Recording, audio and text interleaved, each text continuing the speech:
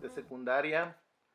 Les saludo afectuosamente. Espero que todos ustedes se encuentren muy bien y en la seguridad de sus hogares, con sus familiares. Les habla su profesor de historia, el maestro Alejandro Geraldo Castro. Me da mucho gusto el poder llegar hasta ustedes, aunque sea de esta manera, a distancia. Ya todos sabemos el por qué y pues debemos mantenernos por lo pronto así como estamos, guardaditos y seguros en casita. Bien, jóvenes. El propósito de esta sesión es que iniciemos nuestra asignatura de historia y yo creo que la mejor manera, la mejor forma de hacerlo es comenzando desde el principio, por medio de un breve repaso acerca de nuestros orígenes, los de nuestra gran y enorme familia, el origen de la humanidad y cómo fue que nuestra especie fue conquistando y apropiándose de este planeta tan hermoso al que llamamos Tierra, nuestro hogar. Que por cierto, hay que mencionar, es el único que tenemos. Fuera de él, al menos en esta galaxia, la vida como la conocemos aún no es posible. O no hemos aún encontrado a ciencia cierta algo parecido a este lugar en donde vivimos, a nuestro planeta. Les pido por favor que ahora me acompañen a ver esta triste historia. Realicemos con nuestra imaginación un viaje a través del tiempo y retrocedamos al menos entre unos 130,000 y 200,000 años, atrás en el tiempo y el espacio. El lugar a donde vamos a ir es el África Oriental, en lo que hoy actualmente conocemos y en donde se encuentran países como Etiopía, Kenia, Sudán, Somalia, entre otros más. Imaginen ustedes también cómo era el planeta en esa época.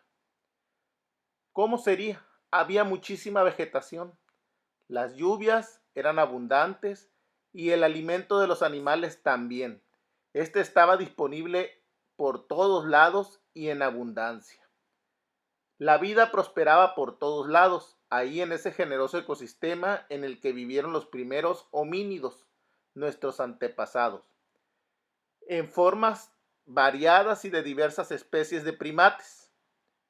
En nuestro caso, algo muy parecido a un mono, a un chimpancé actual. Estos animalitos habitaban las copas de los árboles que en aquella época eran abundantes. En la seguridad de sus ramas y follajes no tenían nada que temer. Se encontraban a salvo de los numerosos depredadores que vivían en el suelo. Los leones, los tigres dientes de sable, los leopardos, etc. Prosperaban estos animalitos y disfrutaban de una vida esplendorosa y muy feliz. Y es justo en este momento, como suele pasar, que todo cambió. Ya saben, nada dura para siempre. Y para poder entender este cambio que sucedió, que nos llevó hasta donde hoy estamos nosotros como especie. Para entenderlo, debemos recurrir a otra ciencia. Fíjense bien en lo siguiente, jóvenes. Dentro de la historia como ciencia que nos ayuda a comprender cambios y transformaciones en el tiempo, debemos fiarnos de las teorías que nos ofrecen otras ramas científicas, en este caso, la geografía. Esta nos indica, por medio de la teoría de las placas tectónicas, que en aquellos tiempos como hoy, los enormes bloques de corteza terrestre, también llamadas o conocidas como placas tectónicas o masas continentales, estas están en constante movimiento. Ustedes saben, flotan sobre el magma o lava que cubre el núcleo de la Tierra. Estas placas tectónicas chocan o todo el tiempo están constantemente entre sí, chocando, moviéndose, produciendo los conocidos terremotos. Se enciman unas sobre otras formando cordilleras y montañas. o también se pueden hundir o encimarse igualmente unas sobre otras, formando fracturas en la tierra, a las que llamamos fallas, que no es otra cosa que enormes barrancos o desfiladeros que dividen la tierra, separándola cada vez más como una enorme fractura. Fue esto último que les estoy indicando lo que sucedió en aquella época a la que nos referimos. África, este continente, se vio afectada por el movimiento de sus placas tectónicas, que un día chocaron entre sí formando una enorme cordillera montañosa, justo en el medio en donde vivían aquellos antepasados nuestros, los primates. Estos fueron separados y sus enormes bosques donde vivían, aquellos espacios selváticos, florecientes, con mucha agua, con mucha vida donde vivían, quedó separado por medio de montañas, en montañas que se levantaron con el choque de las placas tectónicas. Y además, por si fuera poco, una enorme falla que hoy aún existe y conocemos como la falla del Rift. ¿Y qué pasó con aquella enorme variedad de primates emparentados entre sí, con aquella gran familia de diversas variedades, de simios, de monos, de gorilas? ¿Qué fue lo que pasó con ellos? Pues bien, resulta que algunos de ellos se quedaron en la zona oeste de África, en donde aún hoy el clima sigue siendo más o menos igual de bondadoso que antes, con muchas lluvias y un clima templado y con sus enormes bosques y selvas. Y la otra mitad de estos primates, que se quedaron en la parte oriental de África, les fue muy distinto, muy diferente. Escuchen bien. Lo que pasó, resulta que aquellas montañas nuevas que se formaron, la actual cordillera del Rift, eran tan altas, tan enormes, que comenzaron a obstaculizar el paso de las nubes y la lluvia. La parte este, donde se quedaron separados aquellos simios, una parte de los monos, ocurrió un fenómeno natural que hoy nos resulta familiar, al que conocemos como cambio climático. Uno de los muchos que ha sufrido nuestro planeta.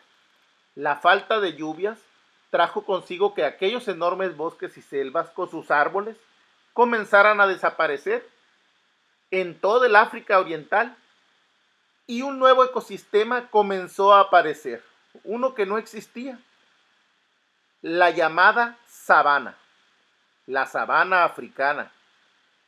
En el lugar que antes ocupaban los árboles en los que vivían nuestros antepasados, aquellos que desaparecieron, comenzaron a surgir enormes llanuras, extensas porciones de tierra plana, cubiertas totalmente por enormes pastos, por pastizales. Aquellos pobres monos que ahí les tocó quedarse, no les quedó de otra más que comenzar a verse obligados, ya sin la seguridad de sus árboles, a realizar una evolución urgente para poder sobrevivir y adaptarse a su nueva realidad. Esta fue la primera revolución de la humanidad, algo que lo cambió todo. ¿Saben qué fue? ¿Ya lo saben?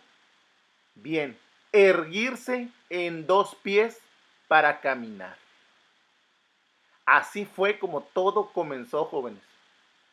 A continuación, les dejaré por un momento con una amiga mía, una experta en el tema de cómo el hombre se lanzó a conquistar el resto de los continentes. Solo necesitan poner mucha atención y aprender. Adelante, Mariela, con tu explicación. Mi nombre es Mariela Canchola Gasca. Hoy hablaremos sobre dos teorías acerca del poblamiento de América. Empezaré por la teoría del origen único. El creador de esta teoría, Alex Drikla, fue un antropólogo checo que emigró a Estados Unidos cuando era un niño en 1881. Es conocido por haber formulado que todas las razas humanas tienen un origen común. Se cree que la especie humana apareció en África hace aproximadamente unos 200.000 años. Es posible que debido al cambio climático, estos primeros humanos hayan comenzado un proceso de migración en búsqueda de mejores climas y territorios de caza. Esto pudo haber ocurrido hace unos 130.000 años, un largo periodo en el que los humanos fueron perfeccionando sus herramientas y utensilios, vestido, técnicas de caza, descubrimientos como el del fuego, la domesticación de animales, etc. Durante la última era del hielo, todo el norte del planeta se congeló, formándose un puente natural de hielo entre Asia y América. Por este puente cruzaron sin saberlo animales y hombres. Esto sucedió a través de diferentes oleadas migratorias durante el tiempo que duró este puente. Según esta teoría, la migración de los indios americanos provino de Asia. Dlikla pensaba que el Homo sapiens provenía del Neandertal.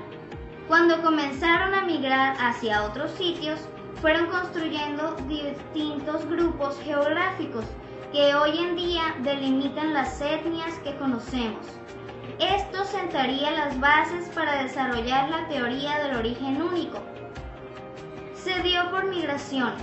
Los emigrantes eran provenientes nómadas de Asia, basado en las similitudes morfológicas entre los mongoles actuales y los aborígenes norteamericanos.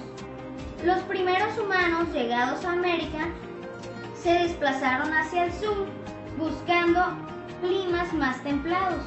Unos lo hicieron bordeando la costa y sin quererlo penetraron en la península de Baja California, en donde quedaron atrapados frente al mar. Otros grupos poblaron el norte de América y llegaron a lo que hoy es México, en donde encontraron tierras fértiles y abundantes, fuentes de agua, como los ríos y los lagos. Ahí desarrollaron la agricultura y grandes civilizaciones. A esta área la conocemos como Mesoamérica. En cambio, la teoría del origen múltiple de Paul Rivet explica que el Homo sapiens llegó a América a partir de distintas oleadas migratorias de distintos lugares como Asia, Australia, el estrecho de Bering, Polinesia y Melanesia. Para fundamentar su teoría, Rivet se basó en las similitudes que habían entre los pueblos del continente americano y los pueblos del Viejo Mundo. Gracias.